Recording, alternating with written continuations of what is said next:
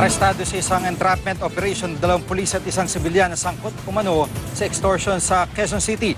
Nagkasa ng entrapment ang mga otoridad matapos magreklamong isang babae na tinangkaw manong kikila ni na SPO2 Helen Banggel at PO1 Mayet Eblahan at Ana Marie Acopio.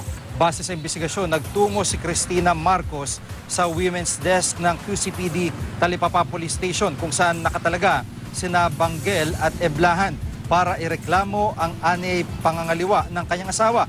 Pero nang magharap-harap ang dalawang panig, iniurong ni Marcos ang kanyang reklamo. Sumangguni raw si Banggel kay Acopio na nagpakilalang sekretarya ng isang abogado. Doon na raw hininga ng tig-5,000 pisong miscellaneous fee ang dalawang panig. Agad namang nagsumbong si Marcos sa station commander na nagsagawa ng entrapment operation na ikinadakip ng mga sospek. Naharap ang mga sospek sa reklamong administratibo at kriminal.